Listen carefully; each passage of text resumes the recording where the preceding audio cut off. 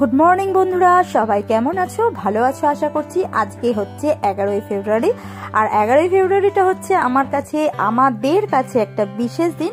সেটা কেন বিশেষ দিন তোমাদের কাছে একটু শেয়ার করে দেবো, কারণ আজকে হচ্ছে আমাদের বিবাহ বার্ষিকী। আজ থেকে 20 বছর আগে আমাদের বিয়ে হয়েছিল, আর 20টা বছর আমরা সুখে দুঃখে আনন্দে হাসি ঠাট্টা নিয়ে ঝগড়াঝাটি সব নিয়ে এভাবেই 20টা বছর কাটিয়ে যাচ্ছি। তো আজকে সারাদিন কি করলাম তোমাদের কাছে আমি আজকে একটু শেয়ার করে দেবো। সকালবেলা ঘুম থেকে উঠেই স্নান সেরে দেখো আজকে টিফিন বানিয়ে নিচ্ছি। এটা একটু ভাত ভাজা, বাংলায় ভাত ভাজা বললেও ইংরাজিতে এটাকে ফ্রাইড রাইসই বলবো। ছেলের খুব পছন্দের জিনিস, তো এটা আমি বানিয়ে নিচ্ছি। আমি খাবো না, ছেলেকেই শুধু বানিয়ে দিচ্ছি। এটাতে রয়েছে কড়াইশুঁটি, ক্যাপসিকাম, পেঁয়াজ, লঙ্কা। এটা দিয়ে একটু ভেজে নেবো, তারপর এর মধ্যে ডিম দিয়ে, আর কালকের একটু ভাত ছিল সেই ভাতটা ভেজে ওকে সামনে সার্ভ করব। আর শৈলেন তো সকাল সকাল উঠে আজকে বাজার গেছে, তো বাজার থেকে কি নিয়ে আসলো সেটা তোমাদের কাছে দেখাবো। এই দেখো তৈরি হয়ে গেছে ফ্রাইড রাইস, তো ছেলেকে টেবিলে দিয়ে দিলাম, ছেলে খেয়ে নিল।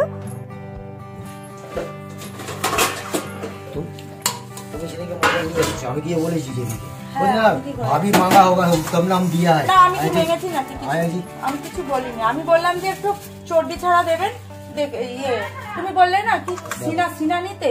দেখো তো কত জায়গা চলে গিয়েছে না, যে ভালো আছে সামনে লাগাই, ওখান থেকে আমায় দে এইটা পিসটা তো আমি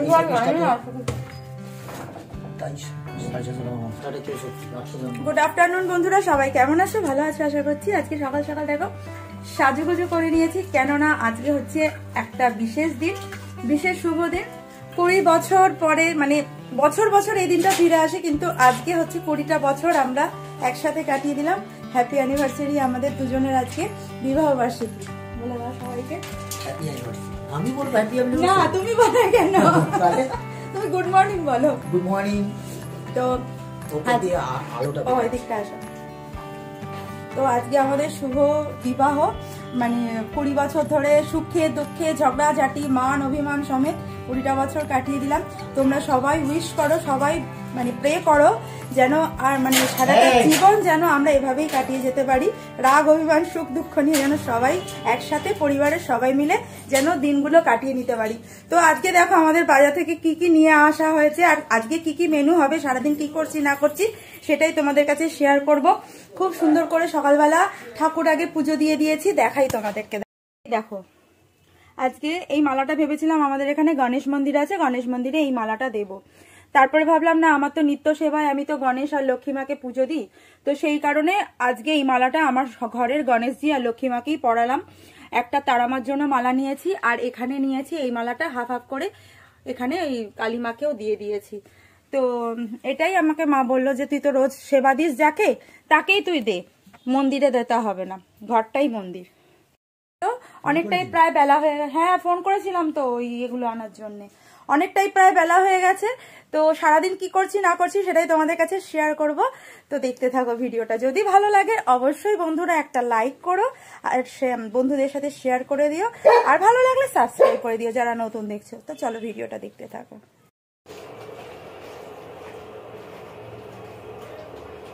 আজকে খাসির মাংসটা একটু স্পেশাল করে রান্না হচ্ছে, শৈলেন আজকে রান্না করছে। আজকে বাটা মশলায় রান্না হচ্ছে, অন্যান্য দিন তাড়াতাড়ির জন্য বাটা মশলা হয় না, মানে বাটা মশলাতেই হয়, পুরো দেওয়া হয়, কিন্তু আজকে স্পেশালি জিরে বেটেছি, পেঁয়াজ দাও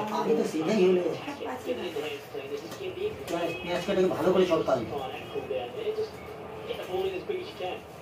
তো জিরে বেটেছি শিলনোড়াতে, আর আদা রসুন বেটেছি, লঙ্কা বেটেছি। তখন তোমাদের ভিডিও করে দেখাতে পারিনি, কারণ হাত বাটার মশলা ভর্তি ছিল, তো সেই কারণে ছেলেও করতে গেছিল বলে দেখাতে পারিনি। এখন ছেলে এসছে বলে ভিডিওটা ছেলে করছে, আর ও তো ভিডিও করতে অত ইন্টারেস্টেড নয়, তো সেই কারণে আজকে একটু স্পেশাল ভাবেই হচ্ছে। আর কয়লা একটু অল্প করে মাটন আনা হয়েছে আমাদের জন্য, অল্প করে 4 জনের 800-900 মাংস নেওয়া হয়েছে। তো আমাদের 4 জনের মতন মাটন আনা হয়েছে, আর চিকেনটা আনা হয়েছে। ওখানে দেখো চিকেন রাখা আছে, চিকেনটা হবে রাতের জন্য, আর রাইস। চলো মাখানো হয়ে গেছে মোটামুটি। এখানে আদা রসুন পেঁয়াজ তো এবার বসে যাব আমরা দুপুরের খাবার খেতে।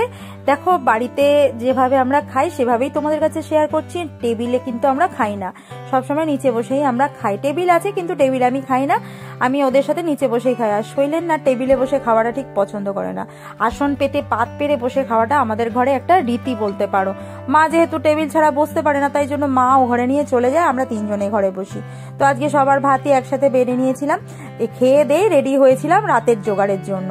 তো রাতে তো যে রান্না বান্নাগুলো করেছিলাম সেটা ওপরেও দিতে হয়েছিল, আমার বাপের বাড়িতেও একটু দিয়েছিলাম। তো সেই কারণে খেয়ে দিয়ে উঠে আমরা আর রেস্ট পাইনি। তো দুপুরে কি খাওয়া হয়েছে সেটা তোমাদের কাছে দেখিয়ে দিই। মেথির শাক ভাজা, আলু ভাজা, আর এদিকে শৈলেন দেখো মাটন বেড়ে নিচ্ছে।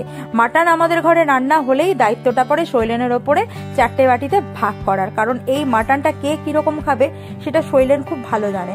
তো আমি সবসময় চর্বি ছাড়া মাংস খেতেই পছন্দ করি, মা একটু হাড় খেতে পছন্দ করে, আর বান্টিও তাই, মানে চর্বি ছাড়া হাড় ছাড়া মাংস ওকেও দেওয়া হয়। আর শৈলেন কিন্তু মাটনের চর্বি সমেত মাংস খেতে খুব পছন্দ করে, তাই জন্য আমাদের যখনই মাটন হয় তখনই খাবার বাড়ান, মানে খাবার বলতে মাটনটা বাড়ার দায়িত্বটা ওর হাতেই পড়ে।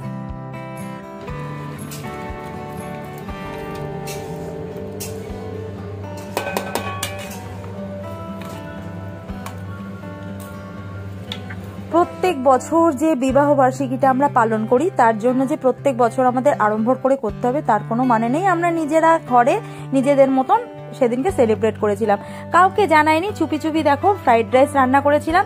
তো রাইসটা আমি বানিয়েছিলাম, কিন্তু ভাতটা একটু চালটা একটু ঘেমে গেছিল বলে সমস্ত গন্ডগোল হয়ে গেছিল। আর চিলি চিকেনটা বানানোর দায়িত্বে ছিল শৈলেন। চিলি চিকেনটা দারুণ বানিয়েছিল, সন্ধ্যে থেকে চিকেনগুলো ভেজে নিয়েছিল, তারপরে যেরকম চিলি চিকেন বানায় সেরকমই।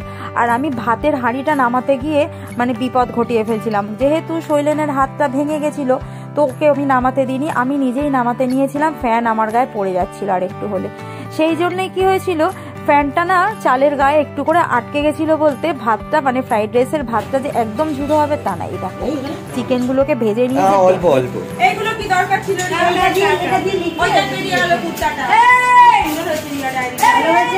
এটা ভাই পছন্দ করে এক্ষুনি পড়তে এলো, ওকে বলে হ্যাঁ ওরে বললাম বাবু একটা ডায়েরি কিনে নিয়ে আয়, ওই একটা ডায়েরি আয় না ঘরে, এই কুত্তাটা বাইরে গেছে, আবার কাছে দৌড়াবে करीना प्लीज ऐसी हल्की सना, आज की सना ले जो कल की सना, तेरे नाल বাবু ভালো পছন্দ। বোন আমাকে এসে হ্যাপি ম্যারেজ অ্যানিভার্সারি এসছে, আর এই যে ডায়েরিটা দিয়েছে আর পেন দিয়েছে। কাউকে কিচ্ছু বলিনি, কাউকে জানাইনি যে আজকে আমাদের অ্যানিভার্সারি। আমরা 3 দিন ধরে প্ল্যান করে রেখে দিয়েছিলাম যে অ্যানিভার্সারি কাউকে বলবো না, দেখি মনে রাখে কিনা। কারণ তো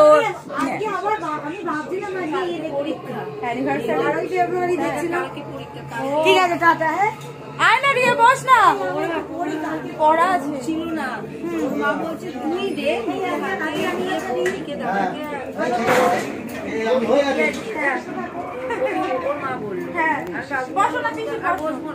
আমি ওই সকালে পড়ে যাচ্ছি, আমি আর গোছানো গাছানো হয়নি। এই রাত্রিবেলায় কি আনবো কিছু তো মনে নেই, কি দরকার ছিল এটা?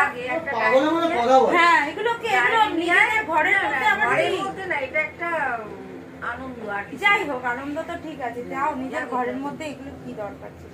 এটা তবু আমার একটা কাজের জিনিস, এটা তো কাজের জন্য একটা ডায়েরি আমার সুন্দর সুন্দর করবো না, একটু খাবে কি করবে তো সেটাই বলছি। একটু রসা না রাখলে বাচ্চারা খাবে, আমরা খাবো সবজি। হ্যাঁ না বাবা বলেছে ফোন করে দিতে, বাবা আসবে তো, বাবা কালকে নিমন্ত্রণ আছে, আমার থেকে একটা চাদর কিনবে। তাই বললাম যে তাহলে একটু দেরি করেই আসো, একেবারে চাদরটাও নিয়ে যাবে দেখে। আর বলে তুমি পছন্দ করে একটা দাও না, যেরকম ভাই দাও, আমি তাহলে আসো একবার, এটা নিয়েও চলে যাবে, একবার কে যাবে। ওই কারণে সেই সকালে কাপড়টা পরেছি, এখনো কিন্তু কাপড়টা গা থেকে খুলিনি। সন্ধ্যাবেলা ভাবছিলাম একবার কাপড়টা খুলে ফেলবো, কিন্তু ঘড়িতে বাজে এখন 10:45। আর রান্না বান্না মোটামুটি সবই কমপ্লিট। এখানে ও রাইসটা, এই রাইসটা আমি করেছি, চিলি চিকেনটা করছে। তো রাইসটা একটু গরম করেছি, ক্যান্সার হয় সেই থেকে আর আনি না ঘরে, না তো আমার ঘরে কত আজিনামতো ছিল একসময়। আর কি না খাওয়া উচিত না। কি গো বন্ধুদেরকে বলো তুমি আমাকে কি গিফট দিয়েছো? ওই তো 10 গ্রামের চেন দিলাম, 10 গ্রাম একটা সোনার চেন দিয়েছি। আচ্ছা, আরে আমি এইটা দিয়েছি একদম 20 গ্রামের একটা চেন। ওটা কালকে রং চড়াবো। বল বল। বললাম তো কালকে ওটার মধ্যে রং চড়াবো। বলেছি সকাল থেকে বলে যাচ্ছি যে আজকে অ্যানিভার্সারি, দাড়িটা কাটো। না দাড়ি কাটেনি। আমি ঘরে রয়েছি, আমি দাড়ি কাটিয়ে যাবো কেন? আমি কি বিয়ে বাড়ি যাচ্ছি? তাহলে আমি কেন সেজে গুজে ঘরে কাপড় জামা পরে রয়েছি? মেয়ে ছেলে এমনি সাজা ওদের মানে ধর্মে আছে। এটা একটা মানুষের একটা মনের আমি লুঙ্গি পরে আবার কি রয়েছি, মনের ব্যাপার। আমি আবার যখন প্যান্ট জামা পরে বাইক নিয়ে রাস্তায় বেরোবে তখন আমাকে বলবে, তখন আমার লোকে কি বলে তো আমার বুঝতেই পারে না যে আমার 46 বছর বয়স। তখন বলে আমার অনেকে বলে তো তোমার বয়স কত? কত হবে? 35-36 বছর বয়স। আমাকে দেখলেও তো কেউ বুঝতে পারে না যে আমার একটা বড় ছেলে আছে, আমার বান্টি ক্লাস 11-এ পড়ে, সেটা তো আমাকে দেখলেও বুঝতে পারে না। চলো তুমি কিছু বলবে ক্যামেরার সামনে? আমি একটা ফাস্টফুডের দোকান খুললে কিন্তু আমার হয়েই করে চলবে, বলো। বান্টি কিছু বলবি? ঠিক বলেছে। হ্যাঁ ঠিকই তো বলেছে। হ্যাঁ, বাবার আশীর্বাদ পেয়ে গেছি, বাবার আশীর্বাদ। আমার বাবাও আসবে একটু পরে, তো চলো ও রাইসটা না, ও চিলি চিকেনটা নামালে তারপর রাইসটা একটু কড়াইতে। মাটন খাবি নাকি বেলা? আর বলো না বাবা, চিলি চিকেন খাবি না মাটন খাবি? দুটোই খাবি। মা মাটন খাবে রাইস দিয়ে? হ্যাঁ, আমার তো নাকি চিলি পেটে চিকেন দিয়ে ব্যথা খাবে। করছিল। আমার দুপুরে এটা খেতে বসে কেমন। তো সব বাড়ি চলে গেছে, আর সব বাড়ি চলে গেছে বলতে বাবা এসেছিল, বাবা বাড়ি চলে গেছে। আর আমাদের রাতের খাওয়া দাওয়া কমপ্লিট হয়ে গেছে। কি রান্না হয়েছিল, মেনু হয়েছিল সেটা তোমাদের কাছে শেয়ার করেছি। রাইস করেছিল, আমি রাইসটা বানিয়েছিলাম, আর শৈলেন চিলি চিকেনটা করেছে। মিষ্টি এনেছিলাম আর কোল্ড ড্রিঙ্কস এনেছিলাম বলতে 3টে 1 লিটারের বোতল নিয়ে এসেছি। বুদ্ধিটা ওই দিল যে 3টে ঘরে 3টে, আমাদের ঘরে একটা টাকা হবে, বাবাকে একটা দেওয়া হবে, আর উপরে একটা দেওয়া হবে। তো 3টে 1 লিটারের বোতল লিমকা এনেছিলাম, পিসিকে একটা দিয়ে দিয়েছি, বাবাকে একটা দিয়ে দিয়েছি, ঘরে একটা রয়েছে। মা বান্টি খেয়েছে, আমি আরও খাইনি, কারণ রাত্রিবেলা কোল্ড ড্রিঙ্কস খাবো না। আর বিশেষত তো কোল্ড ড্রিঙ্কসটা আমি অ্যাভয়েড করছি, মিষ্টিটা এখন অ্যাভয়েড করছি, কারণ ওয়েটটা একটু কমাবো তাই জন্য। আর ঘড়িতে এখন বাজে দেখো 1:45। তো চলো আজকের মতন গুড নাইট জানাচ্ছি সবাইকে। সবাই ভালো থাকো, সুস্থ থাকো, আর সবাই উইশ করো যেন আমাদের আগামী বছরগুলো অনেক ভালোভাবে কাটে, সুখে দুঃখে হাসি আনন্দ করে, রাগ অভিমান দুঃখ নিয়ে যেন আমরা জীবনগুলোকে কাটিয়ে ফেলতে পারি। যতদিন আছি দুজনে একসাথেই আছি, মানে অনেক ঝড়ঝাপটা আমাদের মাথার ওপর দিয়ে গেছে, তবু আমাদের হাতটা কেউ ছাড়াতে পারিনি।